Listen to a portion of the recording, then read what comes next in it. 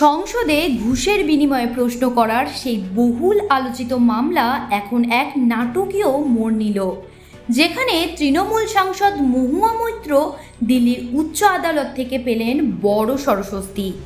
দীর্ঘদিন ধরে চলা এই আইনি লড়াইয়ের ইতিহাসে আজকের দিনটি অত্যন্ত গুরুত্বপূর্ণ হয়ে থাকল, কারণ সিবিআইকে চার্জশিট দেওয়ার যে অনুমতি লোকপাল দিয়েছিল তা সরাসরি খারিজ করে দিয়েছে দিল্লি হাইকোর্ট।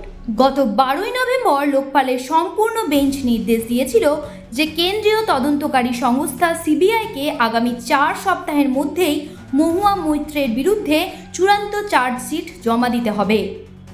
এই কড়া নির্দেশের বিরুদ্ধে মহুয়া মৈত্র যখন দিল্লি হাইকোর্টের দ্বারস্থ হন, তখন রাজনৈতিক মহলে জল্পনা ছিল তুঙ্গে যে আদালত শেষ পর্যন্ত তদন্তকারী সংস্থার পক্ষ নেবে নাকি সাংসদের আর্জি শুনবে।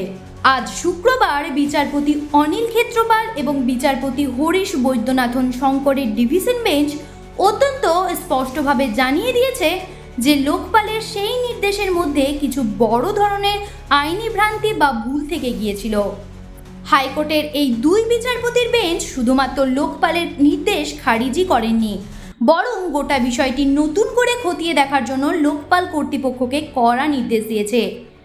আদালতের পক্ষ থেকে জানানো হয়েছে যে লোকপালকে আগামী 1 সপ্তাহের মধ্যে সমস্ত তথ্য খতিয়ে দেখে একটি যুক্তিসঙ্গত এবং স্বচ্ছ সিদ্ধান্ত গ্রহণ করতে হবে।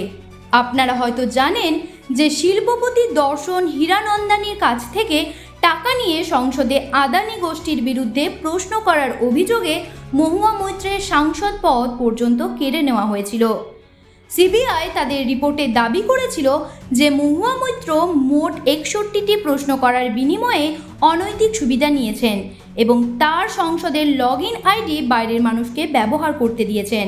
কিন্তু আজ দিল্লি হাইকোর্টের এই হস্তক্ষেপের ফলে সিবিআইয়ের চার্জশিট পেশ করার প্রক্রিয়াটি আপাতত থমকে গেল এবং আইনি লড়াইয়ে মহুয়া মৈত্র এক কদম এগিয়ে থাকলেন।